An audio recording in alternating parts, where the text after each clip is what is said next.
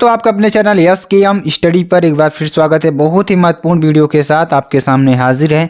यहाँ पर देखिए हम बात क्या करने वाले अच्छी तरीके से हम आपको बताएंगे और समझाने का प्रयास करेंगे। अगर मेरे प्यारे बच्चों आप कक्षा 12 की तैयारी कर रहे हैं, ठीक है, तो यह वीडियो सिर्फ आपके लिए है। आपके लिए इतना मोस्ट इंपॉर्टेंट वीडियो है कि हम आपको इसका शब्दों में बयां नहीं कर सकते। अगर आप रसायन विज्ञान में 95% कितना 95% पाना चाहते हैं तो इस वीडियो को आपको ज़रूर देखना है, ठीक है। तो चलिए इस वीडियो को ज़रूर देखना है और 100% आपको यहाँ से इस साल दिलाने का वादा करते हैं। और साथ ही देखिए यूपी बोर्ड 2023 में आने वाले जो प्रश्न हैं 95% जो प्रश्न आपके यूपी बोर्ड एग्जाम में आएंगे उन्हीं प्रश्नों की यहाँ पर चर्चा करेंगे। और आपको हमारे साथ जुड़ना कैसे है, सबसे पहले आपको क्या करना है, एसकेएम का जो हमारा चैनल है उसको सब्सक्राइब कर लेना है। उसके साथ ही साथ सब्सक्राइब क्यों करना है, क्योंकि जो भी नोटिफिकेशन होगी आपके स्क्रीन पर तुरंत ही पहुंच जाएगी, ठीक। और क्या करना है, टेलीग्राम चैनल, यानी आपको एसकेएम स्टडी के नाम से टेलीग्राम चैनल भी मिल जाएगा, तो वहां से आपको टेलीग्राम चैनल से भी जुड़ जाएंगे, ठीक है। तो यहाँ पर मोस्ट इंपॉर्टेंट जो क्वेश्चंस है उन क्वेश्चंस की चर्चा करेंगे यहाँ पर, ठीक है। चलिए आगे आपको प्रश्न को बताते हैं। प्रश्न देखिए क्या है, प्रश्न बहुत ही इंपॉर्टेंट है, बहुत ही महत्वपूर्ण प्रश्न है, ठीक है। प्रश्न क्या है, प्रयोगशाला में, किसमें, प्रयोगशाला में डाई एथिल ईथर बनाने की विधि का सचित्र वर्णन कीजिए। किसका, प्रयोगशाला में क्या करना है, डाई एथिल ईथर बनाने की विधि का सचित्र वर्णन करना है और संबंधित उससे जो संबंधित रासायनिक अभिक्रिया हैं उनको लिखना है। और साथ ही साथ इस विधि को अविरत ईथरीकरण विधि क्यों कहते हैं, इस विधि को हम अविरत ईथरीकरण विधि क्यों कहते हैं, इसके मुख्य रासायनिक गुण भी आपको लिखना है, ठीक है। इसके मुख्य रासायनिक गुण क्या क्या हैं उसको भी आपको यहाँ पर ध्यान देना होगा, ठीक है। और देखिए डाई एथिल ईथर बनाने की जो प्रयोगशाला विधि है इसका सचित्र वर्णन आपको करना है, ठीक है। तो डाई एथिल ईथर बनाने की जो प्रयोगशाला विधि है, इसी तरीके से क्वेश्चन और यहाँ पूछेगा, ऐसा पूछेगा कि डाई एथिल ईथर बनाने की प्रयोगशाला विधि का सचित्र वर्णन कीजिए, संबंधित अभिक्रियाओं के रासायनिक समीकरण भी लिखिए, इसकी अंधेरे में क्लोरीन के साथ अभिक्रिया का समीकरण भी आपको देना है, ठीक है। चलिए आपको बताते हैं, जो प्रश्न है बहुत ही इंपॉर्टेंट है और ये कैसे सॉल्व होगा इसकी भी चर्चा यहाँ पर हम करने वाले हैं, ठीक है। चलिए आगे आपको बताते हैं। यहाँ पर देखिए प्रयोगशाला में डाई एथिल ईथर, जो डाई एथिल ईथर है, एथिल एल्कोहल के आधिक्य और किसके, एथिल एल्कोहल के आधिक्य। और ध्यान दीजिएगा जो हमारा डाई एथिल ईथर है कैसे बनेगा, ये बहुत ही पॉइंट वाली बात है, ठीक है। तो जो हमारा डाई एथिल ईथर है वो एथिल एल्कोहल के आधिक्य और किसके, एथिल एल्कोहल के आधिक्य और सांद्र H2SO4 को, किसको, सांद्र H2SO4 को 140 डिग्री सेंटीग्रेड पर क्या करने पर, गर्म करके बनाया जाता है या गर्म करके बनाया जाता है, ठीक है। चलिए कुछ अभिक्रियाओं को आपको बता देते हैं, अभिक्रिया बहुत ही इंपॉर्टेंट है आपके लिए, ठीक है। यहाँ पर देखिए C2H5OH, क्या C2H5OH ये हमारा क्या है, एथिल अल्कोहल है, क्या एथिल अल्कोहल है। इसको किसके साथ अभिक्रिया कराते हैं हम, H2SO4, जिसे आप क्या कहते हैं हम, अगर हम यहाँ पर इसकी बात करें सांद्र सल्फ्यूरिक अम्ल, ठीक है।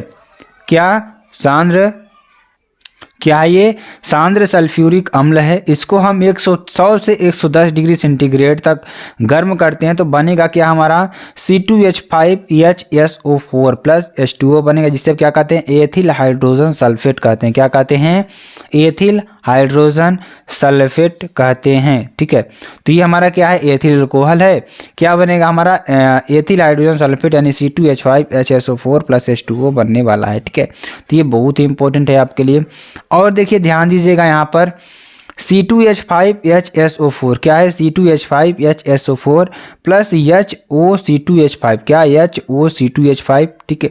यहाँ पर देखिए इसको 140 डिग्री सेंटीग्रेड तक जब गर्म करेंगे, जो यहाँ से मिला हुआ है, क्या मिला हुआ है, एथिल हाइड्रोजन सल्फेट को पुनः जब हम C2H5OH यानी कि एथिल अल्कोहल के साथ क्रिया कराएंगे 140 डिग्री सेंटीग्रेड पर, तो बनेगा क्या हमारा C2H5 को C2H5 प्लस H2SO4 बनेगा, जिसे आप क्या कहते हैं, डाई एथिल ईथर कहते हैं, ठीक है।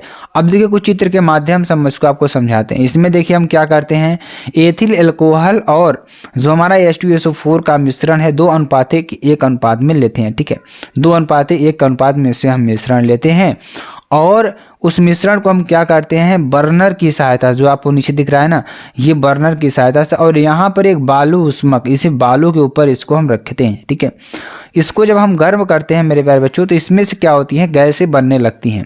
ठीक है, और एथिल अल्कोहल की जो पूरक है यहाँ पर, यहाँ से हम करते हैं इसकी एथिल अल्कोहल को यहाँ से हम यहाँ पर पूर्ण करते हैं। ठीक है, और इसमें हम क्या करते हैं, एक थर्मामीटर भी लगा देते हैं, थर्मामीटर लगा देते हैं, जो क्या करता है, हमें क्या करता है कि ये जो टेम्परेचर है, टेम्परेचर को बताने का कार्य करता है। ठीक है, तो यहाँ से टेम्परेचर को हम यहाँ पर नाप सकते हैं कि हमें कितना टेम्परेचर देना है, कितना टेम्परेचर रखना है, वो सारी चीज़ें यहाँ पर हम लेते हैं। ठीक है, और इसमें तो आपको हमने बता दिया सांद्र अल्कोहल और एथिल अल्कोहल और सांद्र H2SO4 को, इसमें हम 2 अनुपात 1 अनुपात में रखते हैं। ठीक है, जब यहाँ पर आती है तो ये हमारा क्या होता है, जल ऊपर निकल जाता है और ये संघनित होकर एडाप्टर से यहाँ पर जो ग्राही है, ग्राही में क्या होता है, ईथर, जो हमारा ईथर है यहाँ पर एकत्रित होने लगता है, और इस ईथर को ठंडा करने के लिए हम इसके चारों तरफ जो कीप है, इसमें हम क्या करते हैं, बर्फ को रख देते हैं, जिससे क्या होती है, वो ठंडी हो जाती है। अब देखिए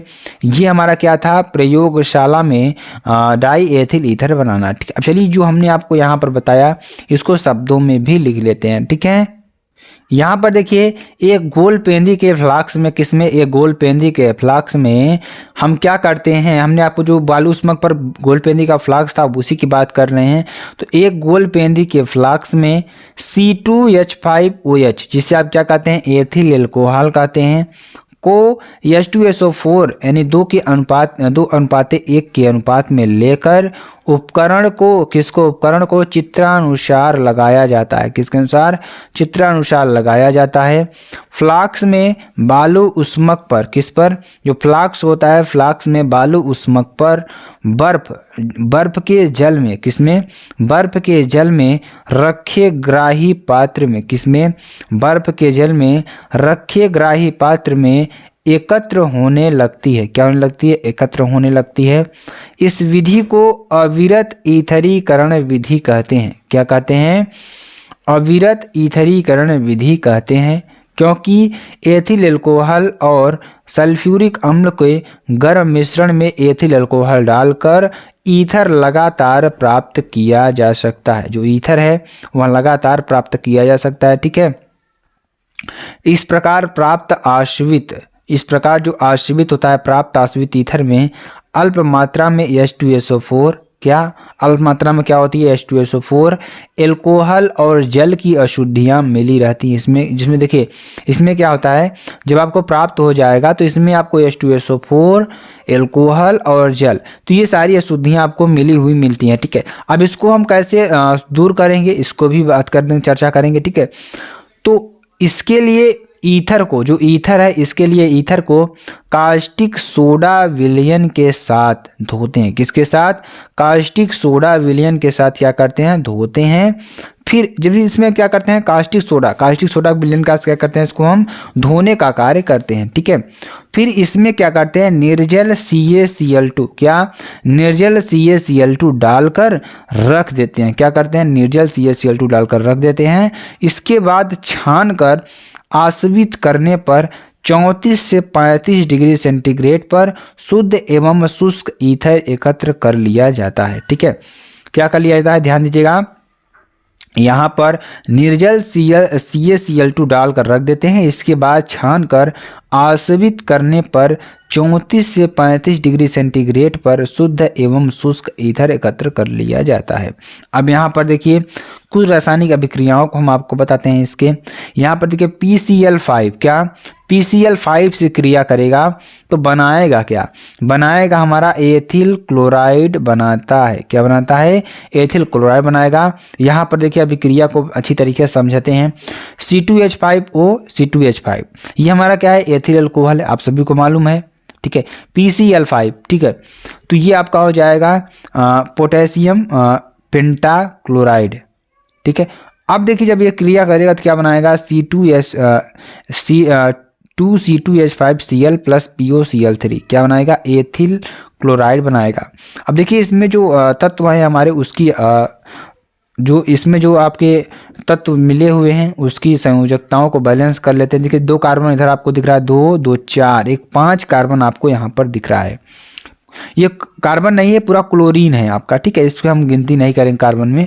तो ये देखिए 2 2 4 कार्बन यहाँ पर मिलेंगे, तो आपको 2 2 4, 2 दूनी 4 कार्बन यहाँ पर आपको मिल जाएंगे, ठीक।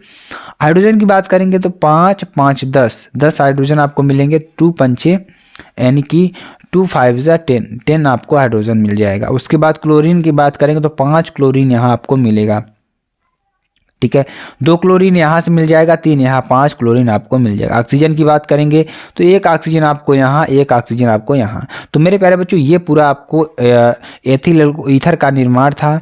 तो मेरे प्यारे बच्चों अगर आपको वीडियो पसंद आती है आप चैनल को लाइक शेयर कमेंट सब्सक्राइब जरूर कर सकते हैं। फिर मिलते हैं नेक्स्ट वीडियो में नए टॉपिक के साथ, तब तक के लिए जय हिंद जय भारत।